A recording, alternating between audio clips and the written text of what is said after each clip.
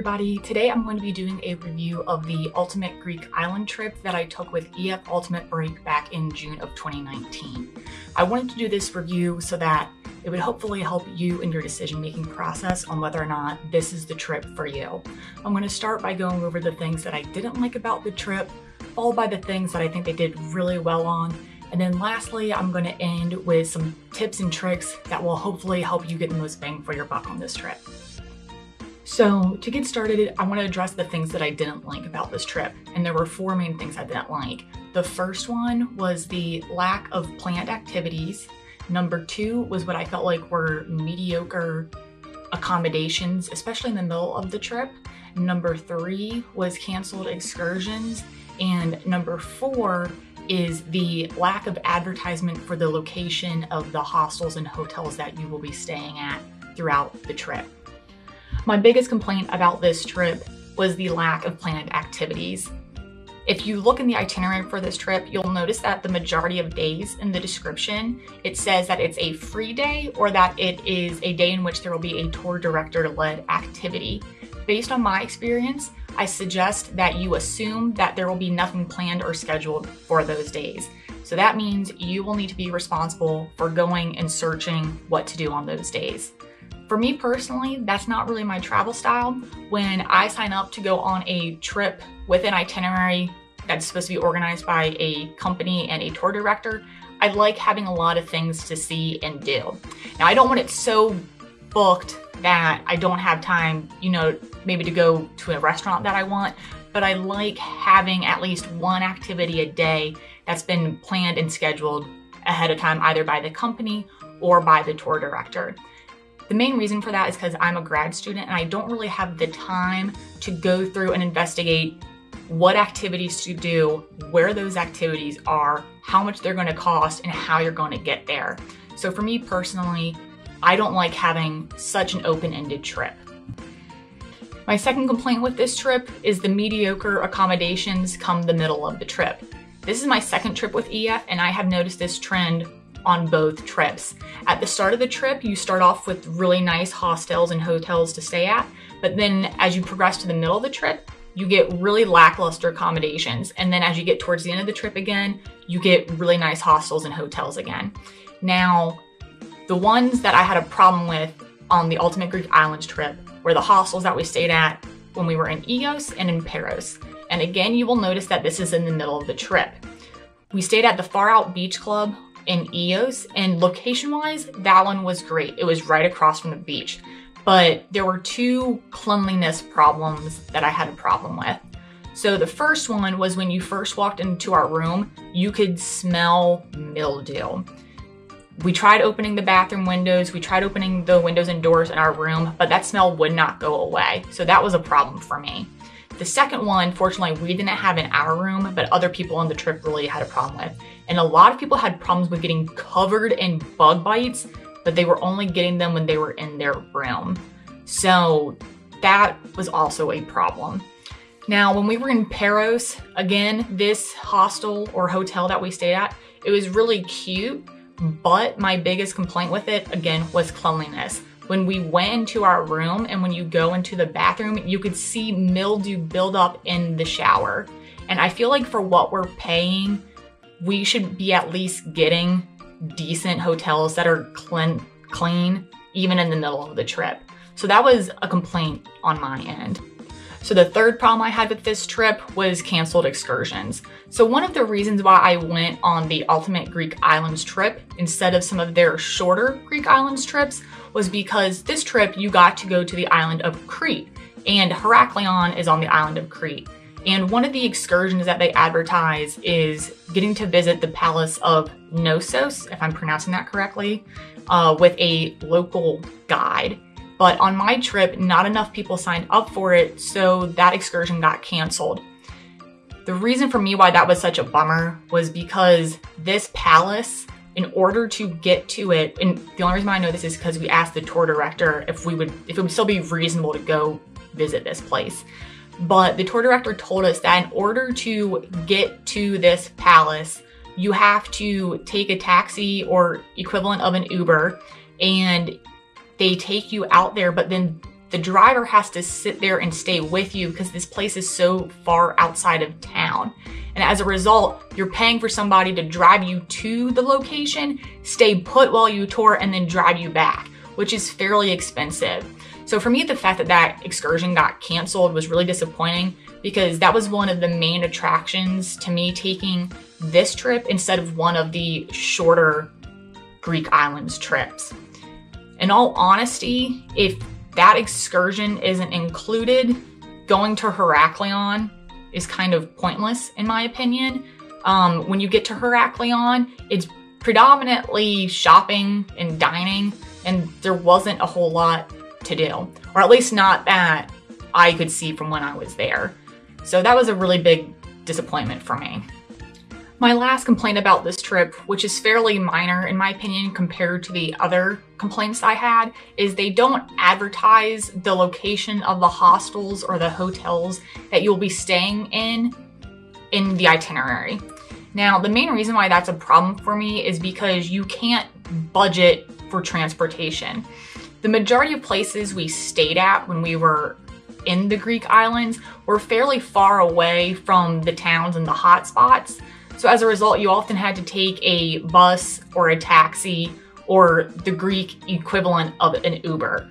And as a result, when they don't advertise that, you can't budget accordingly. Now, I understand part of that probably is because of the geography, because you're on the islands. So when we were in Athens, the hostel that we stayed at was a couple blocks from the metro and made transportation super easy and super cheap. But once you got to the islands, we started getting fairly far out. We weren't close to the whole lot, and you had to start taking these other forms of transportation to get into town or wherever it was you wanted to go. I do wish they advertised that or maybe not even advertise necessarily the actual hostels and hotels, but if they could at least advertise the distance of the hostel to, say, a hotspot in town. So that way you could start to speculate how much money you need to bring in order to get from point A to point B. Now that I addressed what I didn't like about the trip, I want to address the things that I do like about the trip and the reason why I do decide to keep traveling with EF. And there's 4 main things. The people is number 1. The people you meet on these trips is always phenomenal. Number 2 is the easy payment plans. Number 3 is the organization. And number 4 is the customer service. So like I said, number 1 is the people. On both of the trips that I've gone on with EF, the age group is between the ages of 18 and 29. And usually the majority of people are post-college. So I would say actually more mid-20s to late 20s. Everyone is always a blast to hang out with, and there's not really a whole lot of drama that goes on. So it's a nice group of people to travel with based on my experience. The second main reason why I enjoy these trips with EF so much is because of the organization. So like I said earlier, as a graduate student, I enjoy being able to travel and take trips, but I don't have the time to go and organize, how are we going to get there? Where are we going to stay? So the fact that EF can book the flights for you, they schedule those for you, they organize your hostels and hotels, they organize you having a tour director, they organize how you're going to get from the different locations. I really enjoy that aspect of it because it makes my life easier. So if you're looking for a trip where they take care of really all the nitty-gritty details of traveling in that respect, I would suggest traveling with EF. My third thing that I enjoy about traveling with EF so much is their easy payment plans. Especially as somebody who likes to do kind of more budget trips, I like the fact that their payment plans are you can pay every 2 weeks or you can pay once a month for a certain amount of time up until, I believe it's a month before your trip. So for me, that just makes these trips affordable and easy to do. It's not one of these things where you have to save up a large sum of money beforehand and then burn it all at the trip. You can pay for this over time. So for both trips that I've done with EF, I took anywhere from 12 to 16 months to pay for these trips over time, which makes it a lot easier, a lot more budget friendly. I really enjoy that aspect. So last but certainly not least is their customer service. Both trips that I've gone on with EF, the customer service is phenomenal. And there were two cases in particular on the Ultimate Greek Islands trip where they raised the bar, in my opinion, when it comes to customer service. So the first one was in regards to the canceled excursion. Everybody had their money back within a couple days, and at the max within 7 days of the actual date of the canceled excursion. The second one was how they helped one of the other trip members. So one of the people on this trip accidentally washed their passport with the rest of their clothes. And as a result, they were worried about if that would have damaged their passport and if that would impact them being able to get back into the US. At this point in time, I believe we were still on one of the other islands, and I think we still had a day or two there before we were returning back to Athens. And they helped her get back to Athens a day or two early so that she could go to the US Embassy to get an emergency passport made.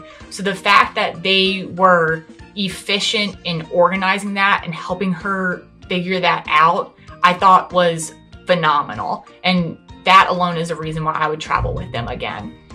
So with all that being said and done, I would end up giving this trip a rating of 3.5 out of 5 stars. And the main reason for that is because of my personal travel preferences. I don't like having such an open-ended trip, and I prefer doing more activities. And if you are someone who is like me in that regard, this really probably isn't the trip for you. But if you're somebody who loves the beach and you really like having a laid-back trip style, then this is a good trip. So with that being said, I'm now going to get into some tips and things that I would recommend doing differently to get the most bang for your buck when you go on this trip and to make it really enjoyable. So tip number 1 is figuring out if the Ultimate Greek Islands trip is for you based on your style preferences. Look at the itinerary, see if it matches what you're looking for in a trip. I will also say EF has other trips to Greece of shorter durations and different itineraries. They also have an Ultimate Plus option in which you can stay in nicer hotels and hostels. So make sure you do your homework to see which itinerary really matches what you're looking for. Tip number 2, if you decide to go on this trip and you realize there are a lot of free days available, I really suggest you do your homework and look up other travel bloggers and suggestions on what to do at the different locations that you go to on this trip. Because otherwise, you might be kind of at a loss of what to do while you're there. So definitely research, investigate, and once you go on the trip, you can then talk to your tour director to see if those things that you had researched and planned, see if they're doable while you're there. Tip number 3, don't overpack. The reason why I'm saying this is that when I went on this trip, I packed 2 weeks worth of clothing and swimsuits and materials that I thought I was going to need. But the reality was that there were laundry services at quite a few of the hostels and hotels, whether they were directly associated with the hostel or hotel or if they were around the block, that option was available. So the reality is you can probably get away with packing only 1 week worth of clothes, and then you can get it washed throughout the duration of your trip. Another reason why you want to pack light for this trip is that there were quite a few hotel and hostels where we had to take quite a hike to get from the bus where we were dropped off to our actual rooms. So that is something else you want to keep in mind. Tip number 4, make sure you bring at least 1 pair of sneakers or closed-toed or enclosed shoes. And the reason why I'm saying that is primarily for when you are in Athens or if you do anything that involves physical activity. So when you are in Athens, you get to go up and get a tour of the Acropolis. One thing I was not prepared for was how slippery the rocks were at the Acropolis. sandals, flip-flops, and the like are really not sturdy enough shoes. So I would say at least make sure you have one pair of sneakers. Another part where that was really important was on my trip, we did go and hike the volcanic island in the caldera of Santorini. So that was another one where, again, you want to have a pair of sneakers. It wasn't a super intense hike, so you don't need hiking boots or anything, but that's just another reason to have a good pair of sneakers with you.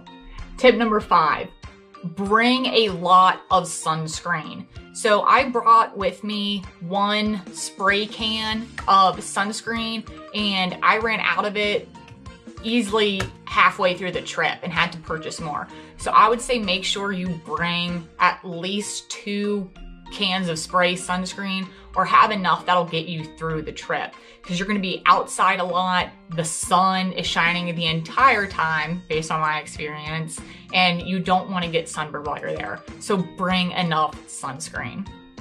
My last tip for this trip might not apply to the current itinerary of the Ultimate Greek Islands trip because I haven't seen it advertised, but back when I went in June of 2019, one of the days we were in Santorini, we sailed around the caldera. And while we were sailing, we stopped at different locations, one of them being the volcanic island that you can hike, which I talked about earlier. And another one of those stops is you can get out and swim in the volcanic springs. Now, the one thing I want to emphasize is that these volcanic springs, they have a higher sulfur content. So you don't want to wear a white swimsuit when you go swimming, and you don't want to wear jewelry when you go swimming. The higher sulfur content can react with the jewelry and it'll turn your jewelry black. And if you're wearing white, it'll turn it orange. So the problem I had with this was I was wearing a black swimsuit, but I dried off with a purple and white towel. And as a result, on my towel, I had these orange-brown smudged stains that I couldn't get out of the towel. I had tried rinsing off my swimsuit in just some water in the sink when we got back to the hotel, but that wasn't good enough. I ended up throwing out that specific towel, but I do wish I brought some travel size laundry detergent to wash my swimsuit in the sink when we got back to hopefully help with that problem. So that's just something else you want to keep in mind if that's something you decide to do when you go on this trip. Well, that's all I have to say about my trip with EF Ultimate Break on the Ultimate Greek Islands trip. I hope that this video has given you some pointers on things to think about when you're looking at their itineraries or if you're planning on going on their trips. And if this helps you out, or if you have any questions, hopefully I'll be able to answer them, but you can leave questions and comments down below. And if you want to see more content like this, go ahead and subscribe to my channel. Thanks for watching. Bye.